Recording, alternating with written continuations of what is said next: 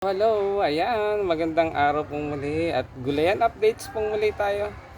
Dahil yung akin pong ang aming set up na mga lettuce sa hydroponics is sold out na po yung ibang styro boxes.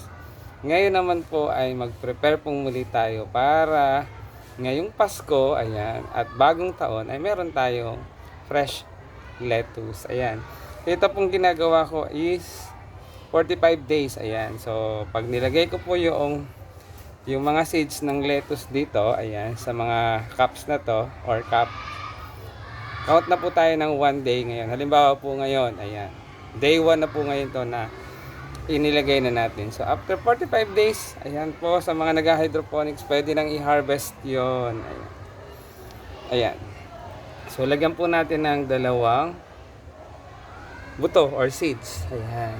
So yung iba po nito is na butasan ko na ng maliit sa gitna. Ayan. Kailangan po lagyan natin ng butas din sa gitna. Maliit lang po para hindi masyadong malalim. Ayan. So ginagawa ko pong mga dalawang buto kasi kapag hindi po tumubo yung isa, at least meron pa rin pong isang maaring tumubo. Ayan. Okay lang po na maging dalawa. Ayan. Gulayan tips. Ayan, agri-tips po tayo ngayon. Okay lang po na maging dalawa yung seeds. Mas advantage nga po yun kasi kapag per cup ang bili, ayan, dalawa, mas makapal ang dahon. Ayan, ang init-init. Medyo makulimlim, kaya medyo wala masyadong init. Pero ang init po, pinagpapawisan ng inyong lingkod. Ayan.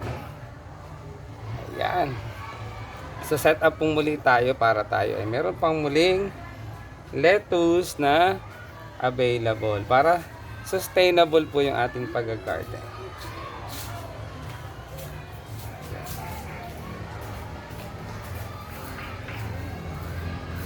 Sir, good afternoon po. Excuse me po. Sabi po ni sir, bantayan niyo daw po kami kasi daw po aalis siya. Wait lang, may tinatapos lang ako dito. Sige po. So, pagkatapos ko dito, sige. Papupunta ako doon, hintayin niyo ako. Ayan. So, magbabantay daw po ang inyong likod. Ayan. Kasi aalis ang advisor. Kasi summative po nila ngayon. Kaya, ito, ngayong pagkakataon na ganito po, pag may mga summative test, ang aking mga estudyante, ayan. Ako po ay kanilang subject teacher, TLE, kaya wala akong advisory. Tawag po sa akin na special special teacher. So kapag special teacher po during summative test, ayan, marami tayong nagagawa dito sa gulayan. So yung oras po na free time ko, ayan, dito ko po nilalaan sa ating gulayan sa paaralan. O, di ba? Ayan. Mahal na mahal ko po ang gulayan. Dahil ito na po yung aking simula pa po na ako napapunta dito sa aming paaralan. Ayan. May green thumb daw po ako. Ayan. Green thumb. Hindi siguro, siguro po may green thumb na rin. Pero, kasi ako po ay naniniwala na kapag ang ginagawa mo is pinahahalagahan mo at minamahal mo ang ginagawa mo, ay magkakaroon ng magandang result. Outcome. So sana po ay mag-enjoy pong muli kayo sa aking video. Ito po ay isa na naman pong agri-tips or gulayan tips sa mga naghahalaman, especially sa mga nag-hydroponics. Ayan. Balik pong muli tayo sa set up ng ating mga lettuce. Ayan.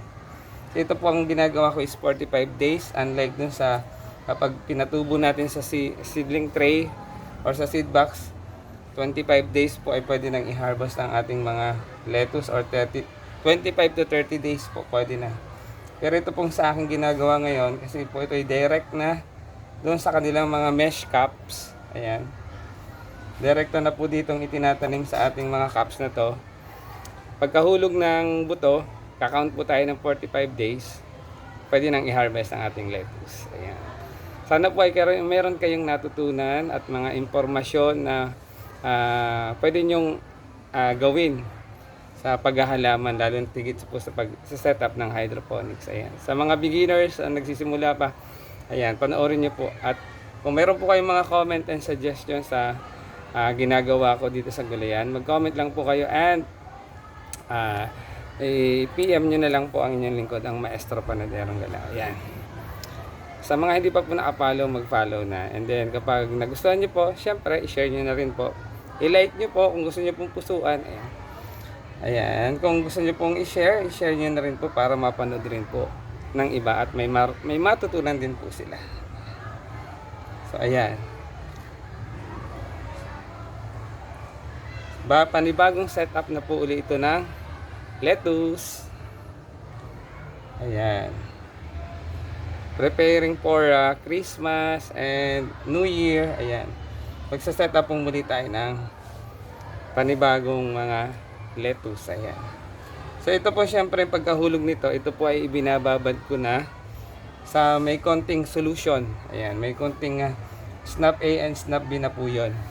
Nakababad po siya hanggang siya po ay sumibol at magkaroon ng mga dalawang dahon. Inilalagay ko na po siya sa growing boxes or sa styro boxes nila.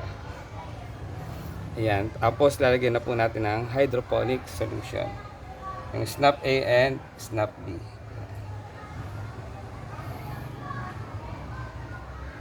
Ayan.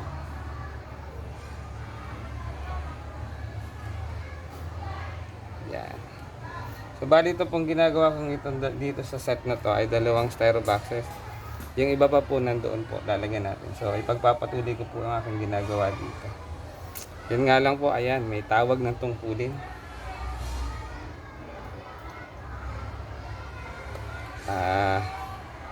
Pinatawag tayo, magbabantay, oh. Magpo-proctor tayo sa nag-exam ng mga bata. Ayan. So ito po ay tawag ng tungkulin.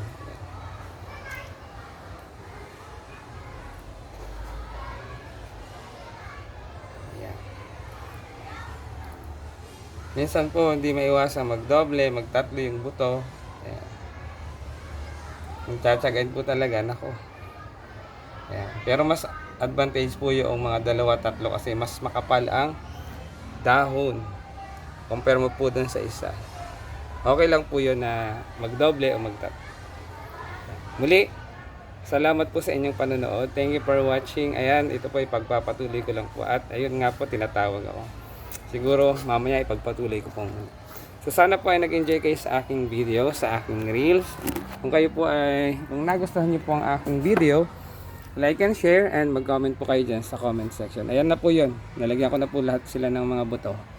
Then ilalagay ko na po siya sa growing boxes na meron din pong konting snap solution. Ayan, ilalagay ko po siya doon, dito. Isasama po natin siya dito. Ayan. So, ayan po.